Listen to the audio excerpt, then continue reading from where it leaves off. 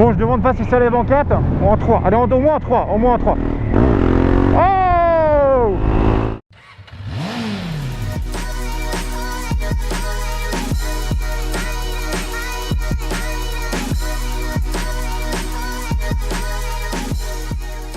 Hey yo! Salut tout le monde, c'est Lord Puma. Alors aujourd'hui, petit test avec un temps photoshopé des familles comme toujours. Comme vous savez, en Bretagne, il pleut que sur les cons. LOL!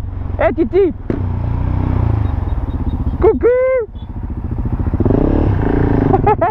C'était Titi, mon pote en 9,90. Oh la vache! Ah oui, donc ne pas repartir en 3ème à 20 km/h. Donc on est sur une 690 Duke de chez KTM, bien entendu en 47.5, donc pour vous les permis à deux. Donc on va aller voir dans cette vidéo là ce que peut donner cette moto. L'avantage des monos en 47.5, c'est qu'on ressent très peu le bridage. Ça c'est un gros point. Donc cette moto là, il faut savoir qu'elle fait 14 litres. 14 litres en termes de réservoir.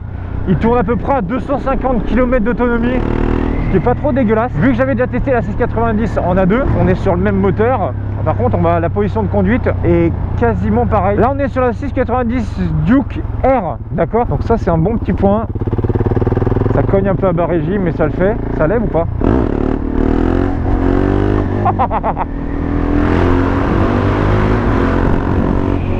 Ah, il y a moyen de lever.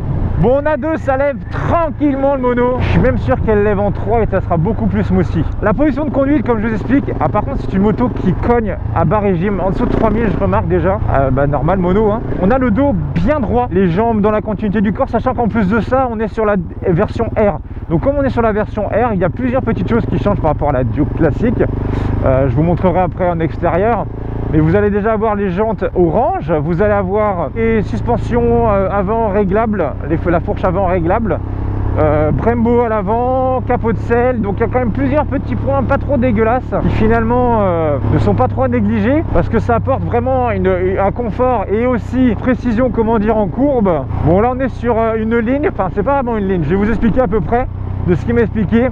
C'est qu'il a le début de les collecteurs en origine, l'intermédiaire on va dire en fresco, et il a la ligne Accra. Donc je sais pas pourquoi il y a eu tout ça, mais bon, on va tester l'accélération 1.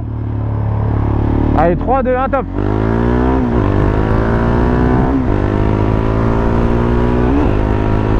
Ah ouais, pas dégueulasse.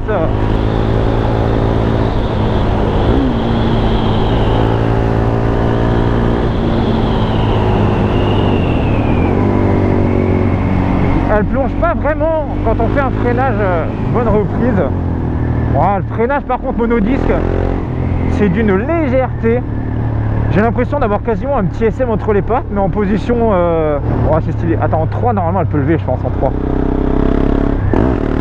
Voilà. Viens toi mi-motard. Alors en 3 j'étais peut-être trop rapide, il va falloir que je m'entraîne. La reprise, on ressent quasiment pas le bridage, c'est stylé ça. Il n'y a que dans les hautes vitesses. Bon, le freinage est largement suffisant pour la moto. Stylé.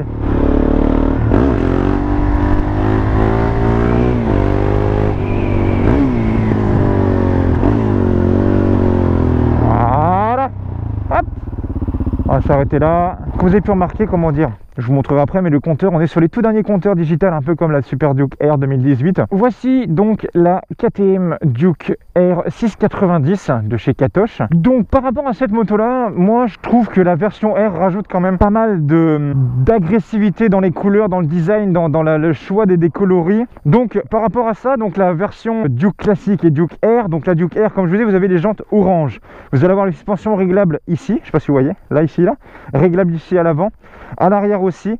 On va être aussi sur un capot de selle arrière qui fait plutôt son effet, qui rajoute un petit peu un côté sportif et filé. Il a rajouté d'autres systèmes, donc les crash bars ici en 3 points de fixation, 1, 2 et 3 là-bas. Donc ça c'est plutôt un bon point. Comme je vous expliquais par rapport au pot, vous voyez, vous avez donc la première partie qui est ici, qui est d'origine.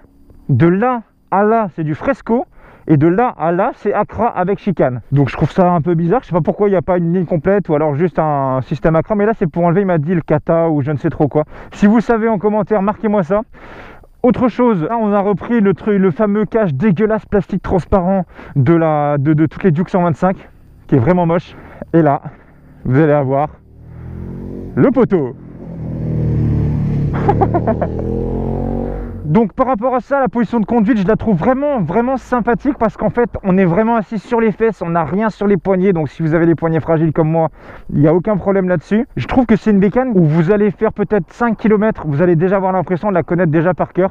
Elle est super sympa à utiliser au quotidien, je pense. Par contre, en ville, j'ai l'impression que elle risque de cogner un petit peu à bas régime. Donc en ville, je ne sais pas si c'est un bon point, mais par contre, son agilité, sa légèreté, sa façon de changer d'angle rapidement, ça se fait très bien. Autre très bon point, on est sur des M7 RR en pneus. C'est les concurrents de mes Rosso 3. Ce sont d'excellents pneus. Moi, je vous les conseille, soit ceux-là, soit les Rosso 3. Très bons pneus.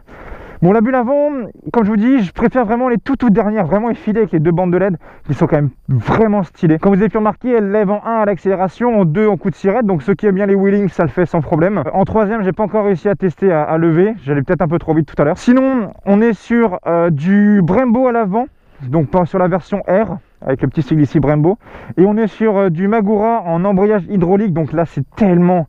L'embrayage hydraulique, c'est tellement bien, mon gars. Bon, je suis désolé, mais je dois en parler de ça, hein.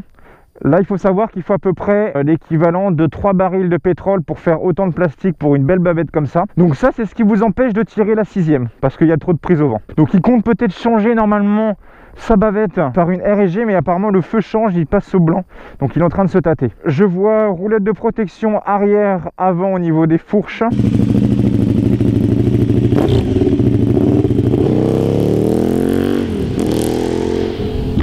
Ouais, elle chante pas mal.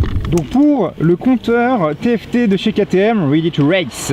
Alors, donc comme vous pouvez le voir, on est sur les compteurs donc nouvelle génération, un peu typé tablette iPad. Ce qui est vraiment intéressant sur ces types de compteurs là déjà, c'est qu'en fait ça vous donne une information relativement importante, c'est lisible, c'est clair, vous avez pas mal d'options. En fait, en gros, votre moto devient un petit ordinateur portable. Ensuite, vous allez avoir donc les tours minutes, donc de 0 jusqu'à 9000. Donc on est sur un mono, ça monte pas vraiment très haut dans les tours. Moi j'ai l'impression que de toute façon après 8000 ça s'essouffle, il n'y a quasiment plus rien, du moins je parle en 47.5, d'accord.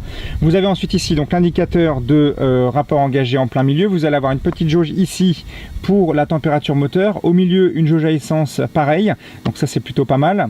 Ensuite vous allez avoir donc différentes informations dans quel mode vous êtes, donc là on est sur le mode sport. La température extérieure est actuellement de 24 degrés, donc nous sommes en été plus. La moto actuellement à 1427 km et là vous avez donc l'afficheur de vitesse, l'indicateur de vitesse en haut à droite. Plusieurs petits, voyants indicateurs. Donc vous avez le neutre à gauche, le TC pour le traction control qu'on peut désactiver avec l'ordinateur de bord, l'ABS, le voyant moteur. Ensuite vous avez l'huile. À gauche vous ne verrez pas, mais vous avez les pleins phares, les clignotants en haut à gauche. Et après je ne vois pas trop lesquels c'est. Vous avez un voyant attention, là c'est quand il y a je pense des problèmes moteurs. Vous avez accès, vous voyez ici, à différents modes. Donc là vous avez en favori, vous avez le mode de conduite qui va donc de sport, de normal et de rain, si je dis pas de bêtises. Vous voyez, donc on va là, vous avez mode, street et rain. Moi je suis actuellement en mode sport. Ensuite, vous allez avoir MTC. Alors après, vous avez le MTC ABS. Alors, MTC plus MSR, moi je vais le désactiver. Pour le désactiver, il faut laisser presser. Voilà, là j'ai mis sur Traction Control, j'ai désactivé. ABS, je laisse. Réglage ABS Road, je laisse aussi. Pour changer la vitesse, l'heure et date, la consommation en litre, vous pouvez choisir votre langue et les distances en kilomètres. Donc il n'y a pas vraiment beaucoup de modes de réglage. Mais vous avez quand même possibilité de contrôler un petit peu les paramètres de votre moto. Après, le compteur en lui-même, et je trouve relativement lisible, il est bien incliné, on a accès directement au guidon à toutes les informations, donc on n'a pas besoin forcément de venir trifouiller des boutons sur l'écran, donc ça c'est quand même un bon petit point.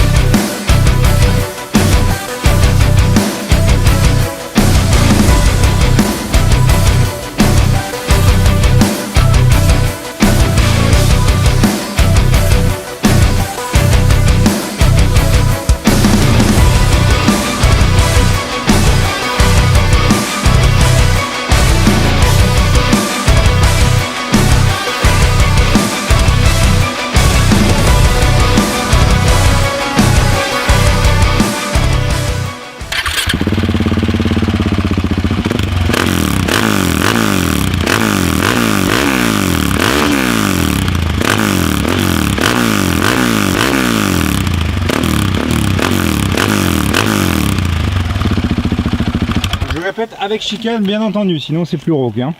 Ok, on remonte sur la mémère. Va-t-elle démarrer un peu comme les Ducat? Nous ne savons pas. Ah, elle démarre. Langue de braquage. Oh, ah oui. Donc KTM a mis l'angle de braquage d'une Supermoto sur cette petite Duke, qui est un bon point.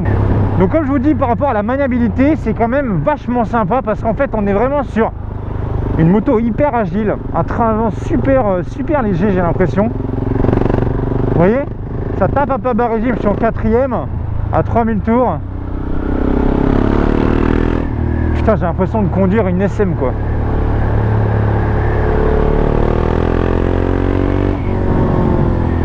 Ah, nous allons voir si j'arrive à tenir ma 2.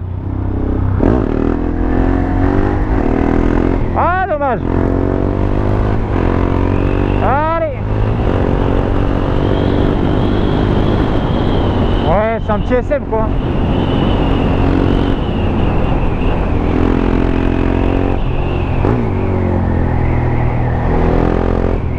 Les suspensions m'ont l'air d'être plutôt bien réglées par rapport à mon poids. C'est assez sympa par contre.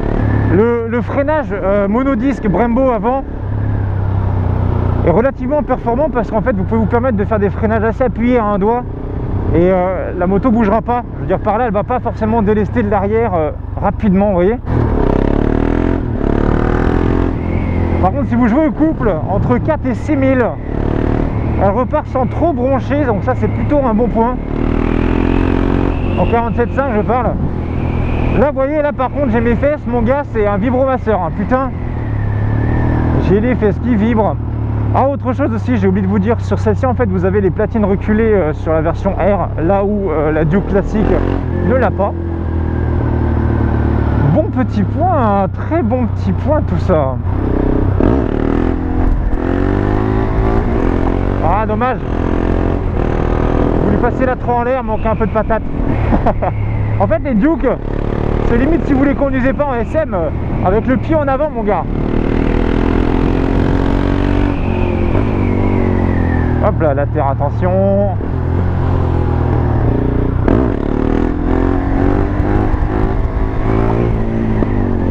Vous voyez, en 1, juste en 1 à l'axel, vous voyez. Ça c'est pas mal.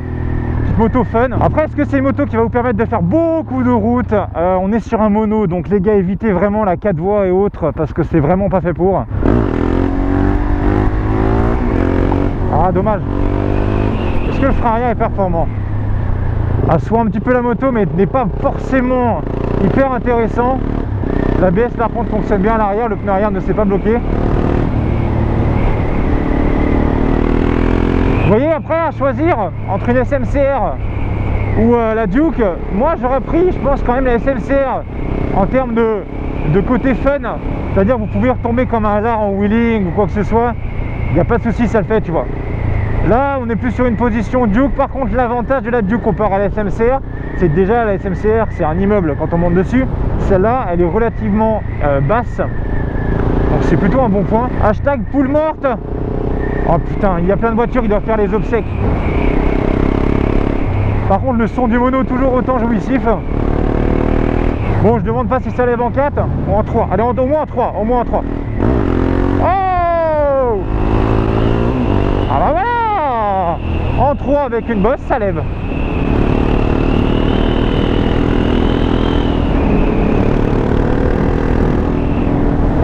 Ah, c'est marrant parce que l'écran, l'écran TFT, il s'est mis en noir. Alors pourquoi, je ne sais pas. C'est peut-être le mode nuit, il y a un capteur. C'est possible qu'il y ait un capteur.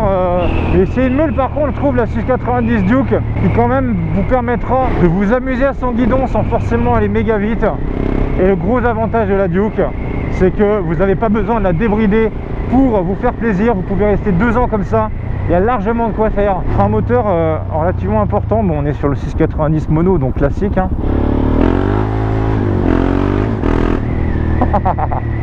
Ah, dommage qu'il y ait la chicane. Normalement, ça ronronnerait plus, un peu plus grave. Après, pour la conso, comme on est sur un mono, une fois qu'on commence à lui tirer un peu dans la tronche, bah, ça gloutonne. Donc ça, c'est un petit peu normal. Ah, l'embrayage hydraulique, c'est vraiment une pure merveille. Hein. Pas besoin de se faire mal aux doigts ou quoi que ce soit. Hop, une petite pression et ça le fait. prise est vraiment pas dégueulasse pour un 47.5. C'est mine de rien, ça tire un petit peu sur les bras. Il y a largement moyen de s'amuser avec, hein. Sans aucun problème. Petite courbe, mon gars, t'es le roi du monde, hein. Est-ce que l'ABS fonctionne? Nous allons vérifier ça. On se tient. L'ABS fonctionne. Par contre, il est marrant parce qu'en fait, d'habitude les ABS quand ils s'activent, vous savez, ils font là, blablabla. Et là, c'est vraiment smoothie, c'est largement contrôlable.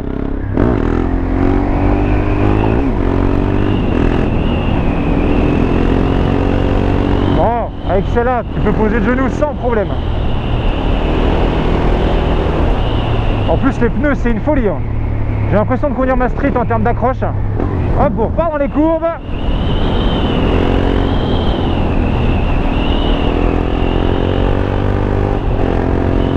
Ouais, vers les 7000, elle commence à s'essouffler. Il faut vraiment rester dans une plage entre 5 et 7000 max. C'est là où elle a un peu plus de patates, de couple, on va dire. Alors à cet endroit-là, je sais comment la moto réagit avec une courbe un peu débalancée. Ouais, ça va, les suspensions gomment assez bien les irrégularités de la route. C'est un fucking vélo par contre, hein. N'hésitez pas à lâcher un putain de pouce bleu pour cette finalement. C'est une SMCR. J'ai mangé un moustique. Ah, j'ai bouffé un moustique dans la cagoule. Ouais, c'est ça, hein. On est sur un SMCR mais avec un siège quoi, hein. Mais un vrai siège quoi.